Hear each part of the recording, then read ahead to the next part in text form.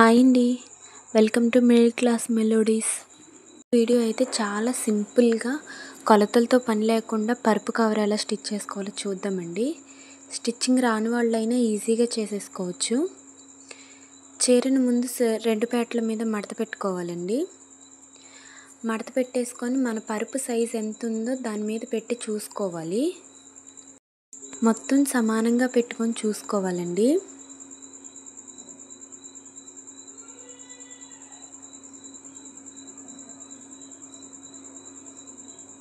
అటు ఎడ్జెస్ ఇటు ఎడ్జెస్ కరెక్ట్గా చూసుకోండి.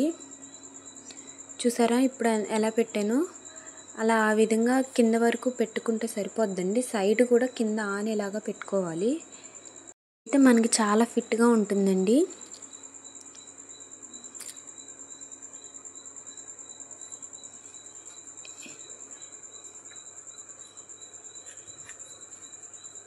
ఇక్కడ నాకు అంత ఎక్స్ట్రా పీస్ మిగిలిందండి. కొంచెం ఒక 5-6 ఇంచులు గ్యాప్ ఉంచుకొని ఎక్స్ట్రా పీస్ కట్ చేసేసుకోవాలండి. మనం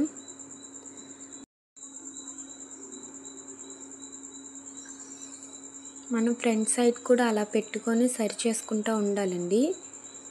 అప్పుడు మనకి ఏ కొలతలతోనూ అవసరం ఉండదు. అలా పెట్టేసుకొని కుట్టేసుకోవటమే. ఆ ఎక్స్ట్రా పీస్ని కట్ చేసేసుకోవాలండి.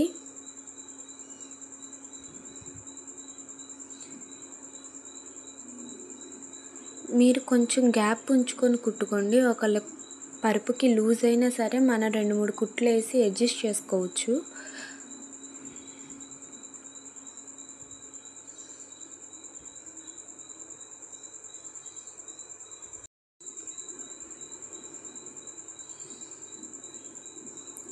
ఇప్పుడైతే కటింగ్ అయిపోయిందండి. స్టిచ్చెస్ వేసేసుకోవటమే. మనం రాంగ్ సైడ్ తిప్పుకొని స్టిచ్చెస్ వేసుకోవాలండి.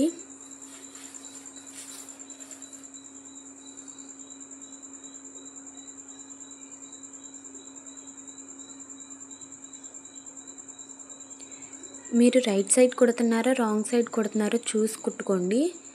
అప్పుడు మనకి కుట్లోడు తీసే పని ఉండదు. చాలా సింపుల్గా పని అయిపోతుంది.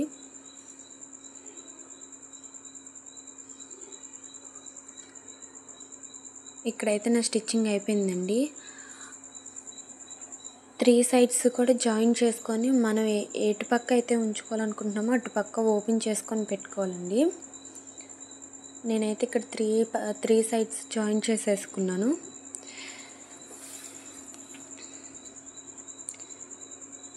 చాలా సింపుల్ అండి ఇది కుట్టుకోవటం. ఒక్కసారి చూస్తే అర్థమైపోతుంది మనకి. ఎటువంటి కొలతలతోనూ వీటితోనూ అవసరం లేదండి.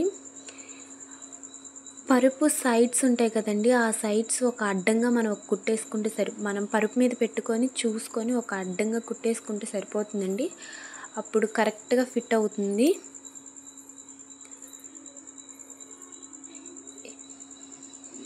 ఇక్కడ నేసేం చూసారా, మన పైన ఓపెన్ ఉంటుంది కదండి, దాన్ని మనం ఉక్సులు పెట్టుకోవచ్చు, లేకపోతే తాళ్ళు కట్టుకోవచ్చు అండి. నేనైతే ఇక్కడ ఉక్సులు పెట్టడానికి చూపిస్తున్నానండి. ముందుగా అక్కడ మడత పెట్టి కుట్టేసుకున్న తర్వాత ఉక్సులు జాయింట్ చేసేసుకోవటమేనండి. నేను అక్కడికైతే ఉక్సులు పెట్టుకోవడానికి మార్క్ చేసుకుంటున్నాను.